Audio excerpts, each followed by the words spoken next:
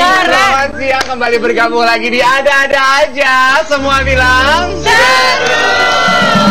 Aku ketawa-ketawa karena yang dinyanyikan lagunya istimewa nih. Khusus menyambut tamu istimewa kita.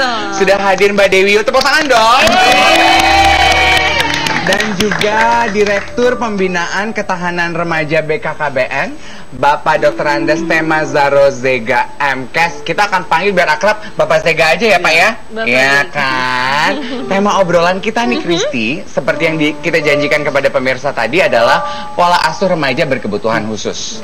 Nah mungkin untuk mengawali obrolan ini, kita pengen tahu dulu remaja berkebutuhan khusus tuh ruang lingkupnya seberapa jauh Pak? Pak Zega.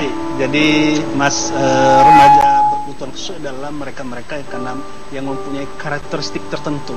Karakteristik tertentu yang berbeda dengan anak-anak pada umumnya karena persoalan fisik atau mental. Tetapi di samping itu juga, di samping kelemahan-kelemahan fisik dan mental ini, mereka punya kelebihan-kelebihan yang istimewa. Dan ini yang harus dikembangkan terus. Kelebihan-kelebihan yang istimewa. Nah, bagaimana sebetulnya Pak, sebagai orang tua, cara mengembangkan kelebihan istimewa tersebut? Apalagi kita secara khusus nih membahas masa remaja mereka, ya toh?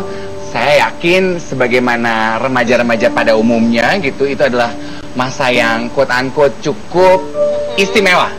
Gimana Pak? Ya, jadi anak-anak berkebutuhan khusus ini kan dia membutuhkan persoalan gizi, kebutuhan akan kesehatan, kemudian kebutuhan akan pendidikan, dan kebutuhan akan pengasuhan di rumah, dan juga kebutuhan untuk melindungi mereka dari diskriminasi.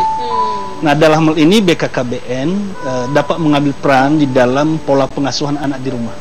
Nah, ini yang bisa dikembangkan oleh BKKBN di dalam rangka pembangunan keluarga, pembangunan ketahanan dan kesejahteraan keluarga. Dan karena itu nanti akan dikembangkan, ada satu program namanya program Genre, generasi berencana, khususnya bagi para remaja-remaja kita. Genre kita udah kenal ya, penonton di studio ya dari kemarin tuh, masih ingat kan? Salam genre gimana semua? Cakep, gitu kan Pak? Iya. Sekarang Mbak Dewi, dari pengalaman Mbak Dewi, pola asuh remaja berkebutuhan khusus Mbak Dewi, pola asuh yang paling baik untuk remaja-remaja berkebutuhan khusus itu seperti apa sih Mbak? Artinya kalau ada sebuah keluarga diberikan kepercayaan oleh Tuhan untuk mendidik, untuk membesarkan seorang anak dengan menyandang difabel berkebutuhan khusus, pada umumnya atau khususnya anak saya 2 memiliki ketulian. Itu sebetulnya bukan pada saat remaja, dari awal kecil kita sudah harus memikirkan pendidikan yang tepat buat mereka. Kita harus sebagai orang tua tidak boleh tertekan secara sosial, tidak boleh minder, tidak boleh malu oleh anggapan umum. Tetap menganggap bahwa mereka itu adalah karunia yang harus dihormati keberadaannya, dan kita harus bertanggung jawab untuk memberikan pendidikan yang tepat. Mengasuh dengan kasih sayang, bukan dijauhkan, bukan disembunyikan. Mereka punya hak untuk mendapatkan pendidikan yang tepat, mendapatkan kasih sayang yang cukup. Dan utamanya orang tua memang kadang tidak siap untuk mendapatkan anak yang ada kekurangan fisik. Semua orang tua pasti inginnya anak sempurna. Tapi harusnya juga kita harus putar kepala kita bahwa kita dipercaya bagaimana anak yang katanya tidak sempurna ini akan menjadi orang yang bermanfaat, berguna bagi sesamanya, minimal buat dirinya sendiri. Jadi pada saat dia meningkat remaja, pendampingan awal dari kecil itu akan membentuk karakter dia. Kalau orang tuanya bangga, orang tuanya mampu melihat apa kelebihan yang dimiliki dia dan memberikan ruang dan kesempatan, mereka akan tumbuh menjadi generasi yang percaya diri, tetap santun, dan membuka mereka peluang memiliki kesempatan yang sama dengan anak-anak yang normal lainnya untuk mengakses pendidikan, mengakses internet, informasi. Saya kira itu. Pendidikan yang pertama kali ditekankan oleh Mbak Dewi sebagai pola asuh remaja berkebutuhan khusus adalah pendidikan. Nggak cuma dari remaja, kata Mbak Dewi, justru dari masa dia kecil harus diberikan pendidikan. Kenapa pendidikan menjadi begitu penting buat Mbak Dewi bagi anak-anak berkebutuhan khusus? Ini dari pengalaman saya. Kalau kita memaksakan saya berpikir banyak orang tua juga yang mungkin punya kesadaran kalau anaknya memiliki keterbatasan, mereka ingin menyekolahkan. Pasti ada, tapi juga ada yang tidak. Ada yang malu, ini nggak bakal bisa apa-apa, percuma. Bahasa itu yang harus kita rontokkan barangkali nanti. Itu ada program-program pemerintah yang untuk menyadarkan para orang tua. Jadi saya bilang yang harus diobati bukan anaknya, utama orang tuanya dulu. Orang tuanya tidak minder, orang tuanya tidak tertekan secara sosial, orang tuanya sudah mampu berpikir jernih. Mereka akan melihat bahwa ini anak, dia harus bisa berkomunikasi dengan cara apa? Harus disekolahkan di sekolah yang tepat.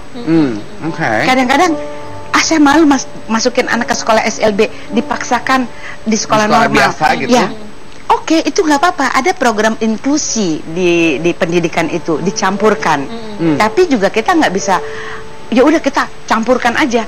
Kan udah ada program inklusi gitu.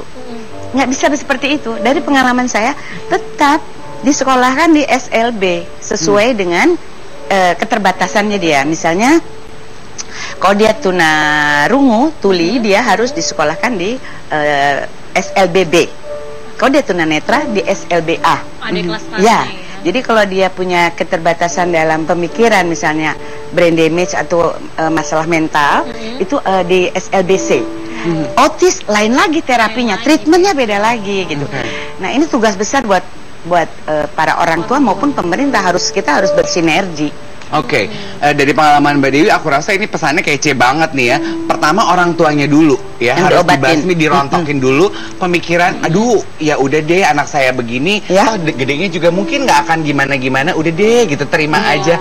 Ada komentar Bapak mengenai hal ini, Pak Zega? Aku lihat Bapak juga senyum-senyum, berarti setuju nih Bapak dengan apa yang diungkapkan oleh Mbak Dewi. Bapak? Ya, jadi tadi apa yang disampaikan oleh Mbak Dewi tadi betul itu. Orang tua memang harus betul memberikan perhatian, dan tentu tidak terdiskriminatif. Anak-anak ini harus diperlakukan juga sama dengan anak-anak yang lain pada umumnya.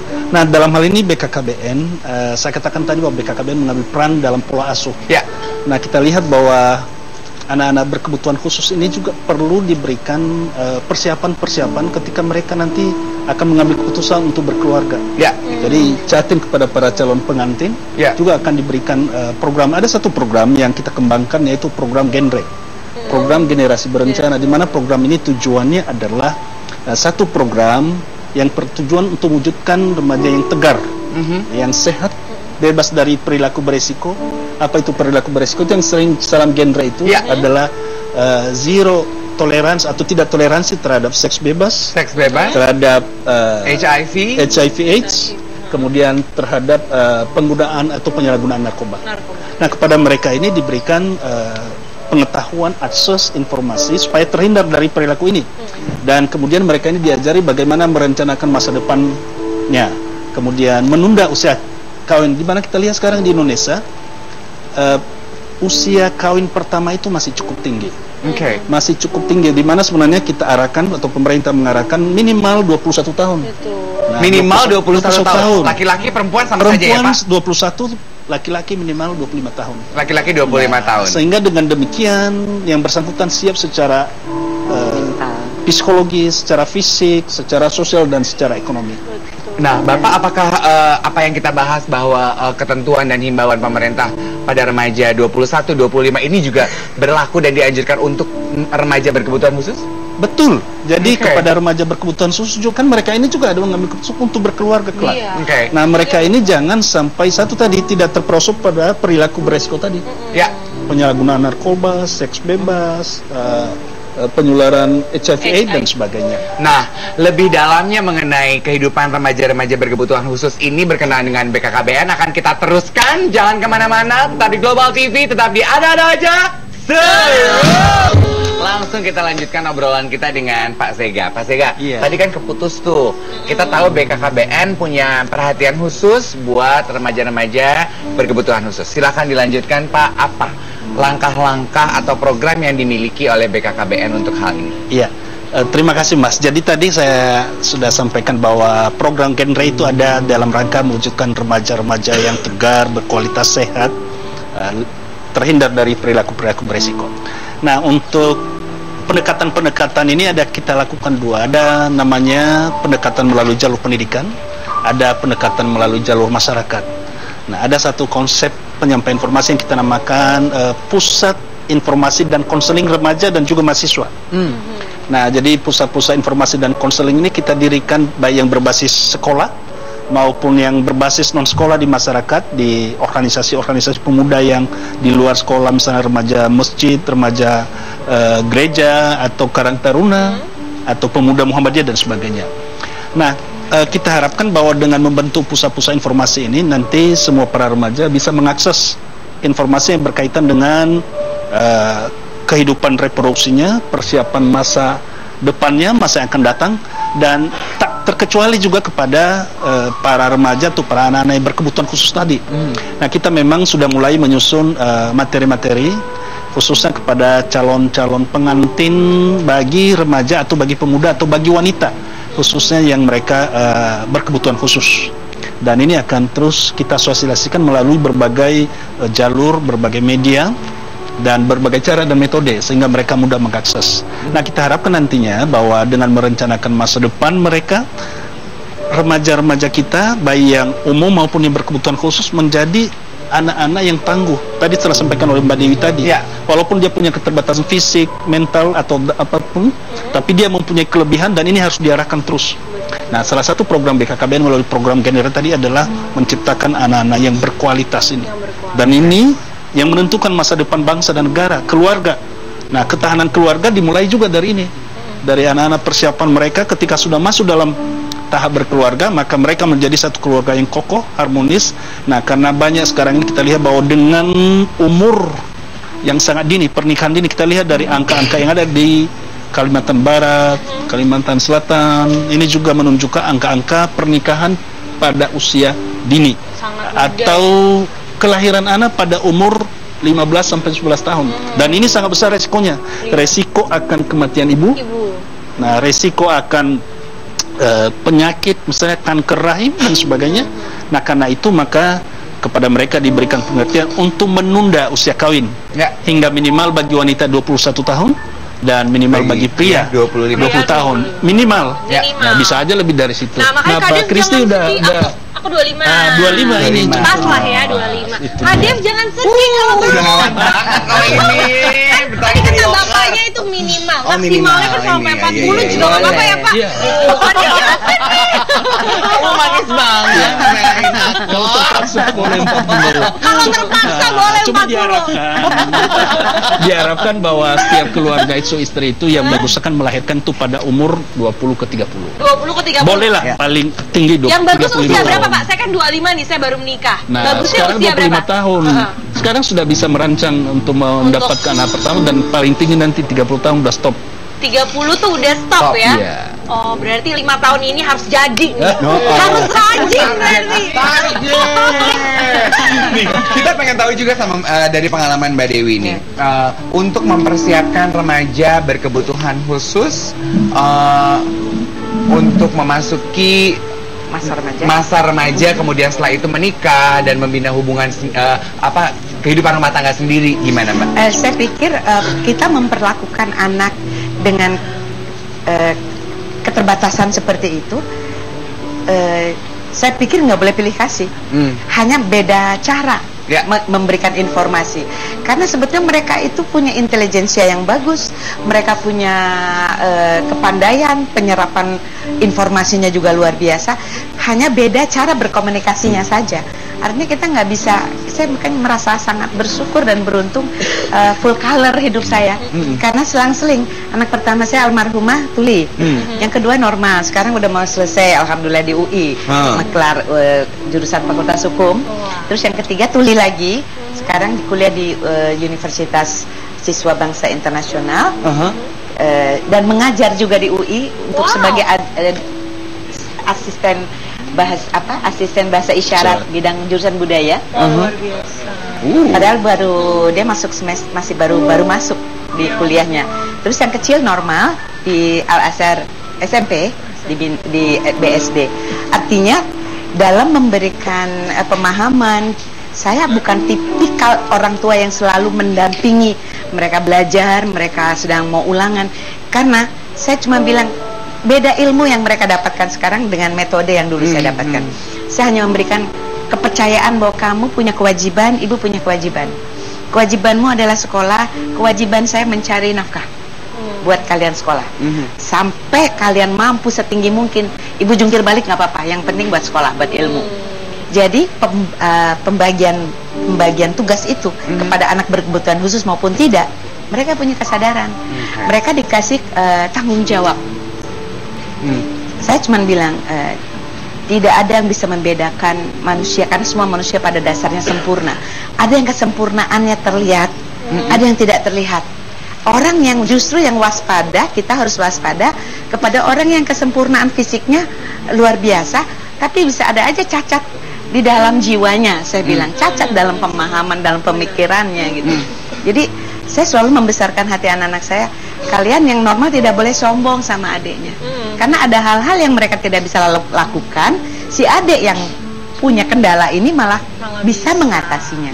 Nah, ini aku suka banget ketika Mbak Dewi bilang, justru kita sebagai orang tua tuh jangan pilih kasih. Jangan mentang-mentang kita punya anak berkebutuhan khusus, terus jadi apa-apa tuh dihususkan. Enggak. Gitu ya Mbak ya? Enggak. Yes. Walaupun kan orang bilang, apakah itu dihususkannya dengan dimanja ataupun didiskriminasi atau justru jadi lebih keras bahkan? Enggak, sama. Saya bilang kalian adalah harta dunia akhirat ibu. Kalian yang akan menyelamatkan ibu di dunia dan di akhirat. Jadi tugas kalian sama. Hanya beda bentuk. Beda bentuk cara untuk mereka mendapatkan pelajaran. Karena keterbatasan waktu, sebelum berakhir nih, kita pengen tahu juga harapan BKKBN ke depannya untuk perkembangan remaja Indonesia ini, Bapak. Ya, terima kasih Mas. Jadi kita harapkan bahwa ke depan remaja-remaja Indonesia akan tampil menjadi remaja-remaja yang berkualitas. Remaja yang mampu dan siap untuk membangun keluarga, siap untuk membangun bangsa dan negara. Nah, karena itu maka keluarga itu sebagai titik sentral di dalam membangun remaja ini tadi. Makanya ada 8 fungsi keluarga yang harus dipraktekkan dan diwujudkan oleh keluarga itu. Yang pertama, 8 fungsi keluarga. Yang pertama, dicatat. Yang pertama fungsi agama. Fungsi agama. Yang kedua itu menanamkan nilai-nilai agama. Yang kedua fungsi sosial budaya. Yang ketiga fungsi cinta kasih. Yang keempat fungsi perlindungan. Yang kelima fungsi reproduksi, melanjutkan keturunan. Yang keenam adalah fungsi sosialisasi pendidikan. Yang ketujuh fungsi ekonomi. Dan yang terakhir adalah fungsi lingkungan. Nah, keluarga-keluarga diharapkan mampu ini menerapkan fungsi-fungsi ini, sehingga anak-anak tadi termasuk anak-anak yang berkebutuhan khusus mampu dapat didorong untuk lebih berprestasi ketika keluarga itu berperan dengan benar. Iya Mbak Dewi. Ada tambahan lagi. Misalnya ada satu, karena saya punya anak tuli, bisa saja orang tua yang lain dengan beda bentuknya ya. Saya harus belajar bahasa isyarat supaya anak-anak saya tidak merasa bahwa kenapa mereka malas berbahasa isyarat kalau ibunya aja mau. Mas coba Mas. Ini lagu persembahan saya buat almarhumah Giska, dibuat oleh Mas Cosi Pratama. Ini tahun 95, mungkin video klipnya pernah lihat. Kau putri kecilku, ku sayang padamu. Bayangan diriku ada dalam tatap matamu. Lentik jemarimu, manisnya bibirmu. Itu kira-kira bagaimana wujud saya mencintai anak dengan saya mau belajar, nggak boleh nangis. Dengan mau belajar bahasa isyarat. Mbak Dewi, Bapak Sega, terima kasih banyak sudah mau bergabung. Terima kasih banyak juga sudah menyaksikan. Kita lanjutkan keseruannya besok. Tetap di Global TV, tetap di Ada-Ada Aja. Semua bilang